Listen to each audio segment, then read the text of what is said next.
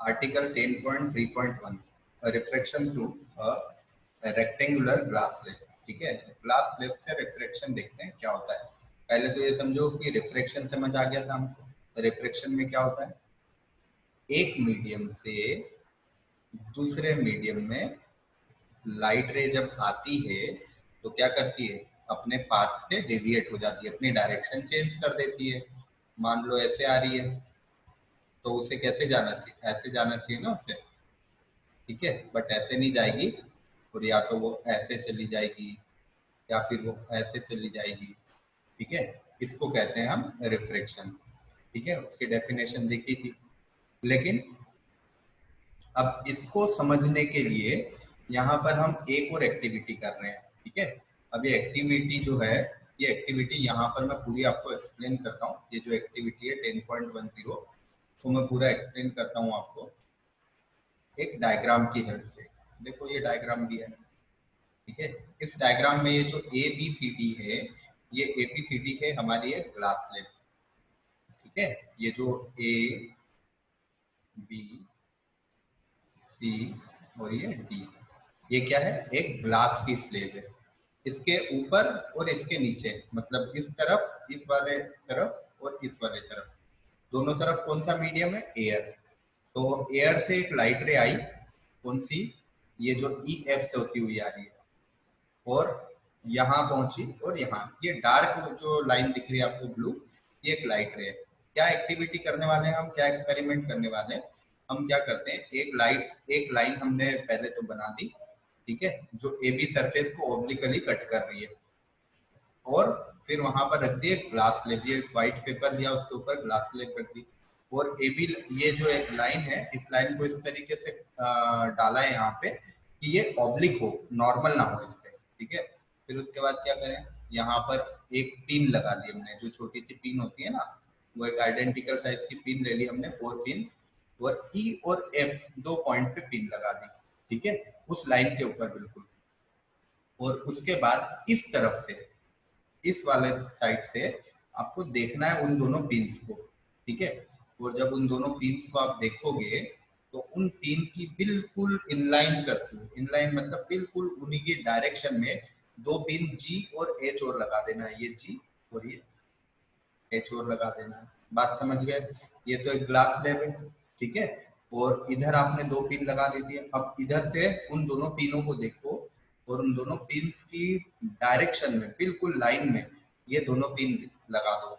अब ये लाइन में लगी है नहीं लगी है, ये कैसे चेक करोगे, एच को अगर आप देख रहे हो तो आपको जी, एफ और ई तीनों पिन नहीं नजर आनी चाहिए, मतलब एच के पीछे तीनों पिन छुप जाए। ठीक है ना, आ गई बात समझ में। उसके बाद आप क्या करो कि ग्लास स्लेब को उठा दो।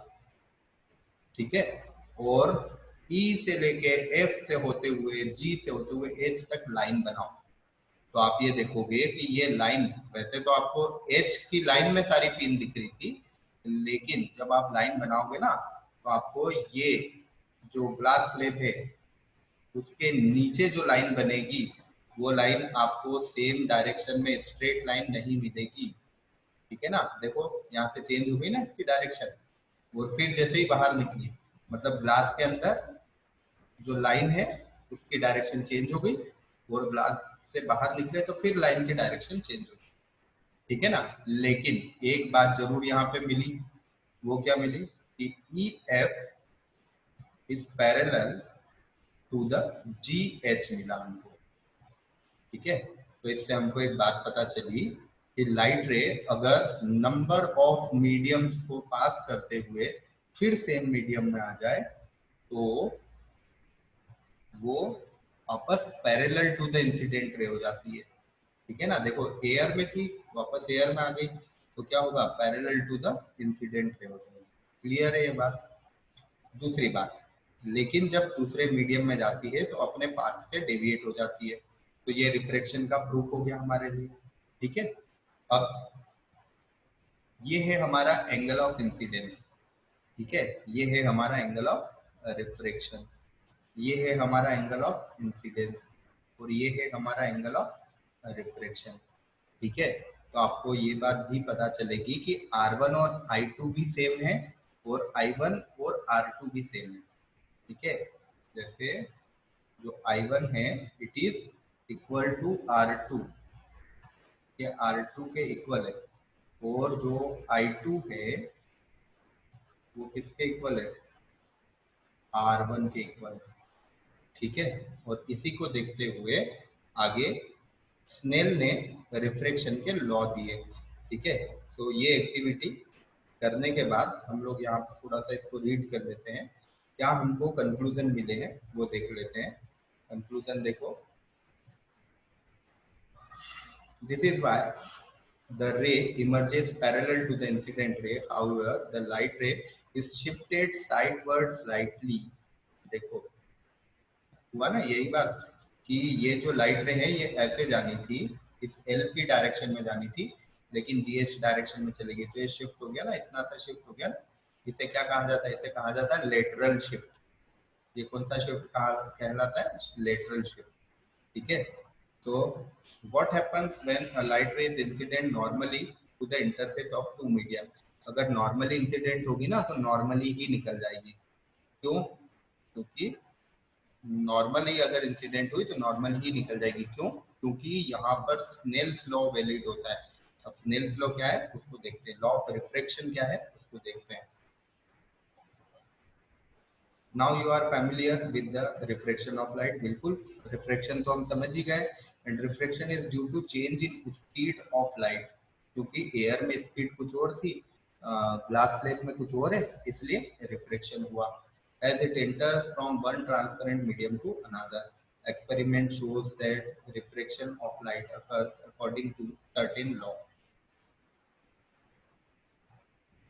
The following are laws of refraction of light। ये दोनों लॉज आपके लिए रिफ्लेक्शन के लॉ है। ठीक है, क्या क्या लॉ है, पहला तो बिल्कुल वैसा ही है जैसा रिफ्लेक्शन का था, इंसिडेंट रे, रिफ्रैक्टेड रे एंड नॉर्मल, तीनों क्या होंगे, सेम प्लेन में होंगे, ये पहली बात। दूसरा दूसरा अगर आपको लॉ याद करना है तो आप इसकी थ्योरी मत याद कीजिए, आप इसको ऐसे मैथमेटिकली याद कीजिए। क्या, sine I upon sine R is equal to constant. I क्या है, एंगल ऑफ इंसिडेंस, आर क्या है, एंगल ऑफ रिफ्लेक्शन। तो the ratio of sine of angle of incident to the sine of angle of reflection is always constant.